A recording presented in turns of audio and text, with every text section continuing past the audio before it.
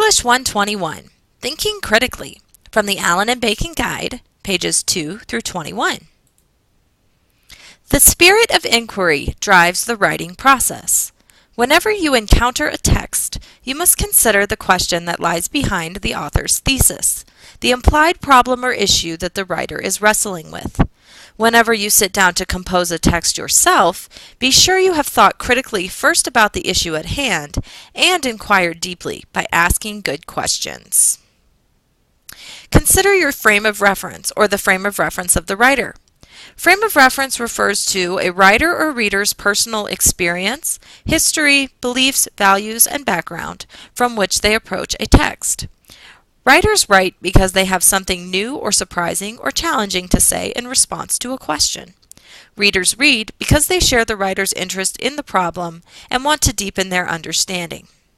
Also consider the motivating occasion, which is the moment that led to a writer or reader's motivation for inquiring into an issue.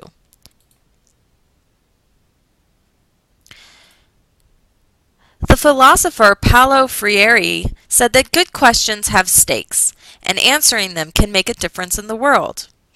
Freire said that good questions must be problematic, significant, and interesting. Problematic, meaning that a good question is immediately motivating and puzzling for its intended audience. Either the answer is unknown or unpopular. Your reader should be intrigued by the question and curious about how to solve it. Significant, meaning that a good question should have something at stake. It should matter somehow and be worth pursuing. Good essays show readers why the issue at hand is important. And finally, interesting. A good question is one with which the writer is genuinely engaged. It has to be a real question for the writer, a problem in which he or she feels invested. Writing can only be infused with vitality when the writer is truly curious about a question or passionately concerned about it.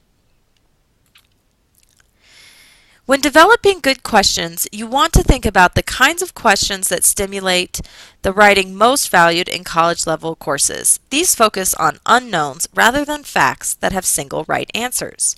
They require the thinker to make sense of complex data, to wrestle with alternative views, and eventually to stake out a claim and support it. Remember, good questions are open-ended, invite multiple points of view and alternative hypotheses, and stimulate critical thinking and research. Historian Rodney Kilcup says that writers should begin their text with a good, interesting question, meaning a question that sets the writer on a path of inquiry, analysis, and argument. Like Kilcup, Freire believed that students should be problematizers rather than memorizers, meaning that they should learn to think critically about complex problems over simply memorizing information.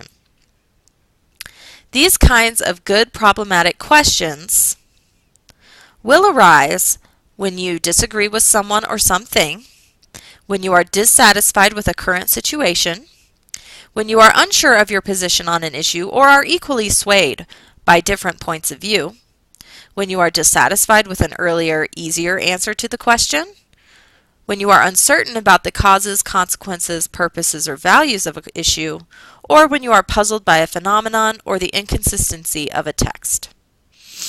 You also want to be sure to state these problematic questions effectively. In your writing, you must make the question clear, even if it is not explicit, and you must also show why the question is problematic for you as a writer, as well as why it is significant for your readers. You want to show how solving the problem will lead to real-world benefits, and show how solving a small problem will help address a larger problem.